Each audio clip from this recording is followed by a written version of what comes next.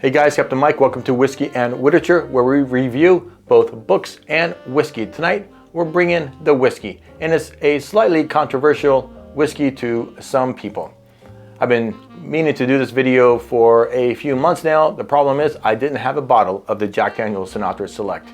I walked into a random store a few weeks ago, and he happened to have 2 cases, 12 bottles of the Sinatra Select, and I just bought one of them.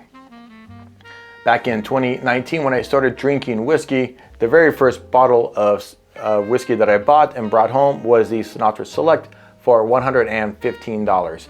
And back then I used to buy one bottle, finish that bottle, and then buy another one, and so forth.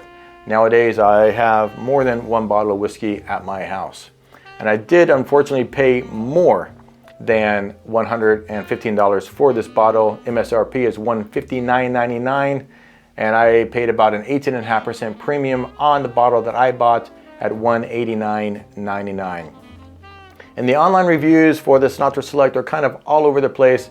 Usually it's not about the whiskey per se, it's more about the price and the value you're getting, or the whiskey you're getting for that price.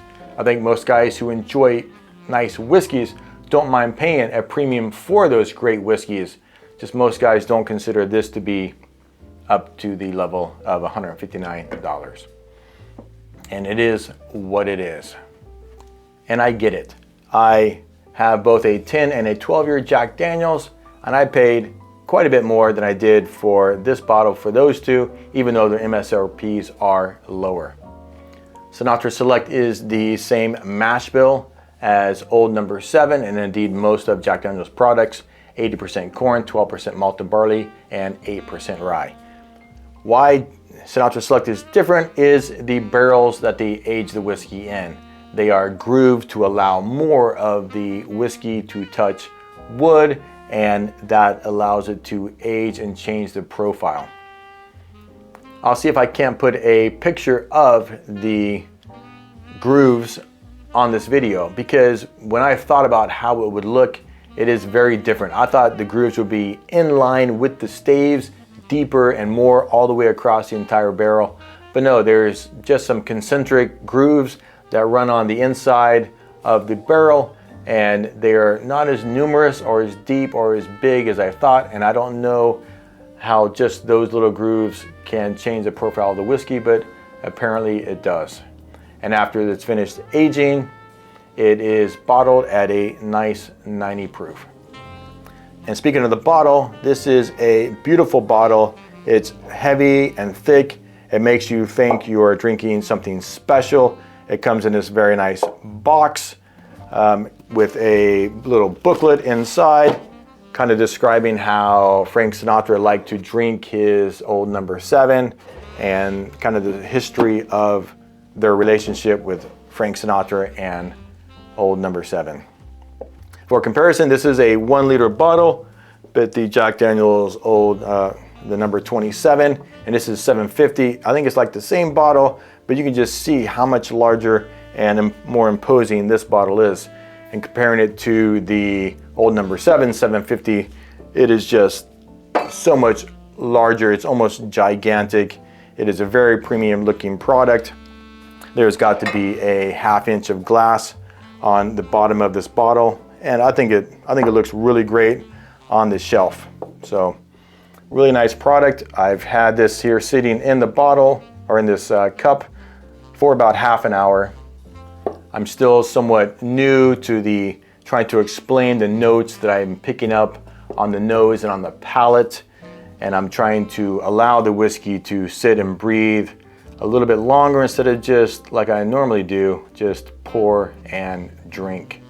So this has been here about half an hour or so. I've had a couple of pours already, and my impression of the Sinatra Select is that it's Jack Daniel's just better. It takes all the good things from Jack Daniel's and just amps those up.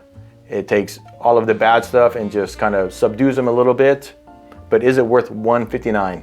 Well, it's that same creamy banana note that I associate with Jack Daniel's.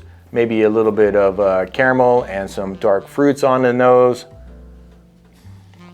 I do really like it. I love that banana note that I get on almost all of the Jack Daniel's products, and this is no exception. It actually amps it up and makes it a little bit nicer. It's almost more like a banana sandwich. I used to eat a bunch of those at work, so maybe a little bit of a yeasty smell with that banana, but I'm not getting into that peanut butter, which is what I would put on those sandwiches, but just maybe a little bit of that bread and banana. Cheers.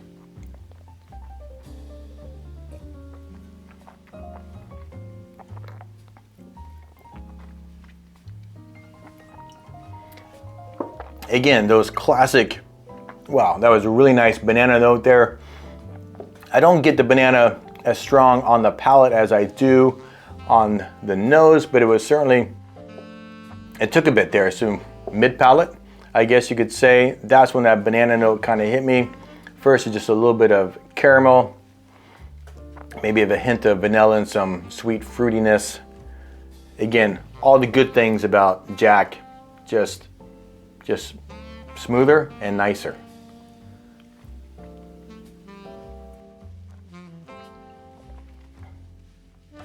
I would also say that Old Number 7 is a bit thin. This Sinatra Select is more creamy, is thicker. It lingers a bit longer on the finish.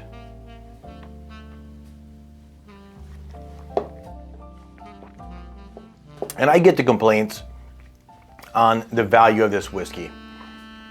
Do you find $159 worth of whiskey in this bottle?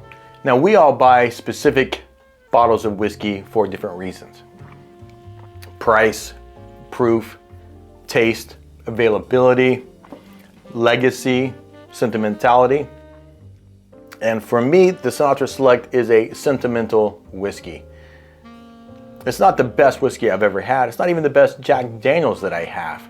But for me, it will always have a place on my shelf. And for you, if you're a fan of Jack Daniel's, you should probably pick up a bottle of the Sinatra Select. If you're kind of like, it's just Tennessee Sour Mash, well, you can stick to your bourbon. For now, my friends, I hope you're reading something good and drinking something great. Turn those pages and stay thirsty. Cheers.